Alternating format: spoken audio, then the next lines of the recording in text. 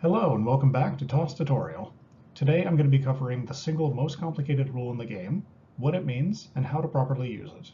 This is the Cult of the Burning Man's dimensional instability. I'll cover the rest of the cult another time, but this ability earned itself 6 dedicated facts, so explaining it definitely deserves its own video.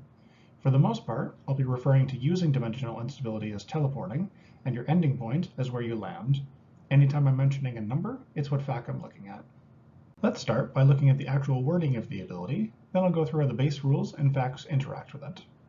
During scouting, place 3 50mm portal markers on the board in any location at least 8 inches away from any other markers and not in your opponent's deployment zone. When a Cult of the Burning Man fire team in this company comes into or starts in base contact with a friendly portal marker, you may place its unit in base contact with any other friendly portal marker. Fire teams that move in this way may not use any remaining movement that was granted by the order, and cannot use the dimensional instability rule again during this activation. For the first sentence, remember that the scouting step where you resolve company abilities is after any fixed objective markers are placed.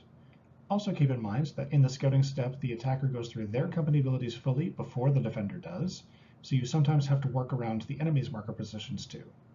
So in summary, there's up to 3 things that will limit where you can put your portal markers: the enemy's deployment zone, the fixed objective markers, and your opponent's markers. The second sentence is definitely the most complicated one rules-wise. First, I've put the official wording on what a place is on screen now. The relevant parts here are that this is a movement effect. If the moving fire team can't fit in the landing spot, they don't place at all, and fire teams can't overlap each other when they land. This all interacts with the fact quite a few times, so I'm just going to break those all down for you. Number 27 means that you can teleport out of engagements without spending a tactics token or taking a disengaging strike. Very handy. Number 29 is just clarifying some wording. Number 30 is a big one. This means that dimensional instability doesn't just trigger when a fire team moves into base contact with the portal marker, but also when the portal marker is the one that moves to the fire team. Lastly, number 31 just means that you can't teleport during deployment. Number 30 is especially important with the cult unit stalking portals, since their fire teams count as being portal markers. This means that they can run around bumping into the rest of your units to mass teleport them. Number 5 pairs up especially well with this, as it says you resolve each teleport mid-move, so you can even teleport your units out of the way if you need to get the stalking portals past them.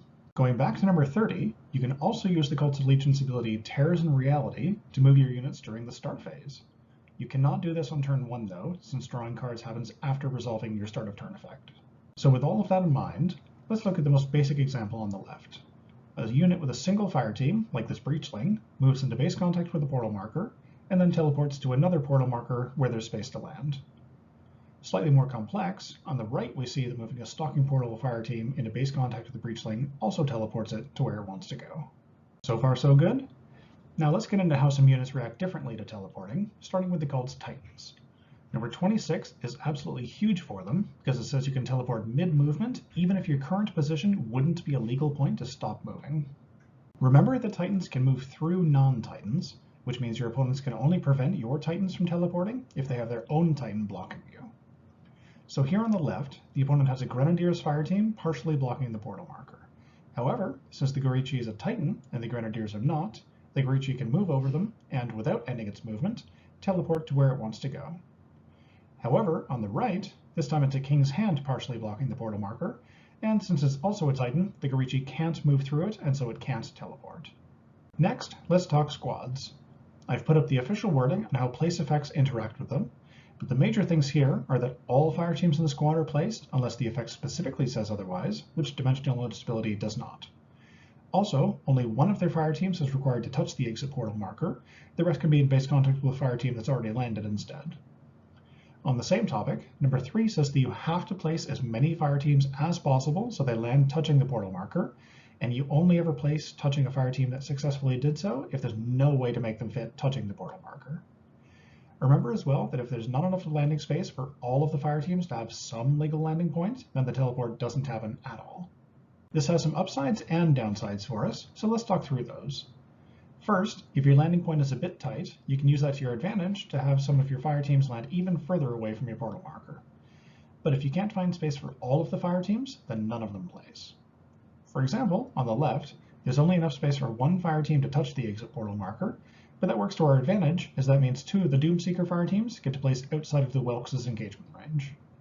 However, on the right, because there isn't space for all 3 fire teams to land, none of them get to teleport. The major downside for how squads teleport is for the ECB Black Ops. They have abilities that let them ignore unit cohesion and love to spread around the board, but sadly they teleport the same as any other squad, no matter how far apart they are from each other. Whether you want them all to or not, if you have 1 teleport, then the whole unit has to. The last special unit interaction I want to cover is a unit I've already mentioned, the Stalking Portals, our beautiful mobile portal markers. There's one important thing about the base contact rules that apply to them, and that's the last line. A fire team is never considered to be in base contact with itself. What this means is that a single Stalking Portal fire team can't teleport through itself. However, their unit gets 2 fire teams, and one thing you can do is have the 2 fire teams start their activation in or enter base contact with each other.